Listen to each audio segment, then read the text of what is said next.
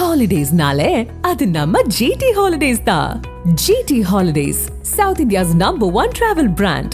You know you are special when you're with GT Holidays.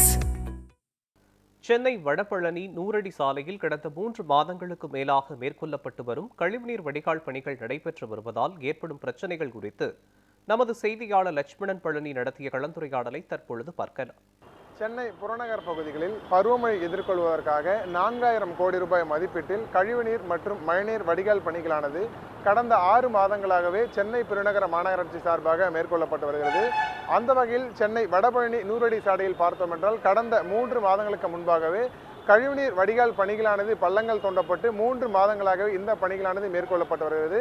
குறிப்பாக பணிகள் மேற்கொள்ளப்பட்டாலுமே இதுவரைக்குமே மந்தமான முறையில் இந்த பணிகள் நடைபெற்று வருவதாலும் இது மட்டுமல்லாமல் இந்த பணிகளால் பல்வேறு பிரச்சனைகளை பொதுமக்கள் சந்தித்து வருவதாக பொதுமக்கள் தொடர்ந்து ஒரு குற்றச்சாட்டை முன்வைத்துள்ளனர். மேலும் இந்த பிரச்சனைகள், அதாவது இந்த பணிகளால் ஏற்பட்டுள்ள பிரச்சனைகள் குறித்து பொதுமக்கள் நம்மிடம் இருக்கிறார்கள், அவரிடம் கேட்டு தெரிஞ்சுக்கலாம்.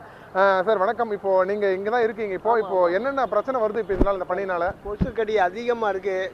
இதை அப்படி தோண்டி போட்டு 15-20 நாளைக்கு மேலே போட்டாங்க. அது நாங்கள் எப்படி பண்ணனே தெரியலை. ஆனால் இது இந்த தெருவில் அங்கே உள்ளே போக முடியாது.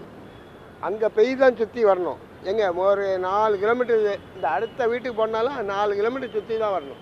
அப்படி இது பண்ணிட்டு போயிட்டாங்க. என்ன பண்ணுறது, எங்கள் யார்கிட்ட சொல்லனே தெரியலை. இப்போது இந்த பணி எத்தனை நாளாக போயிட்டுருக்கு உங்களுக்கு தெரிஞ்ச வரையும்? 30 நாளைக்கு மேலே ஆச்சு. 30 நாளைக்கு மேலே ஆச்சு. அப்படியே தோண்டி போட்டு அப்படியே போயிட்டாங்க.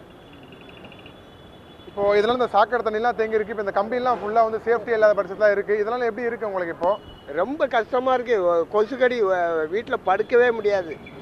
தகவலுக்கு நன்றி சார். குறிப்பாக இந்த பணிகள் பொறுத்தவரையுமே மந்தமான முறையில், பாதுகாப்பற்ற முறையில் நடைபெற்று வருவதாகவும், இது மட்டுமல்லாமல் இந்த சாக்கடை கழிவினால் தினந்தோறுமே கொசு தொல்லையானது அதிகரித்து வருவதாகவும், இதனை உடனடியாக கட்டி முடிக்க வேண்டும் என தொடர்ந்து பொதுமக்களின் கோரிக்கையாக இருக்கிறது.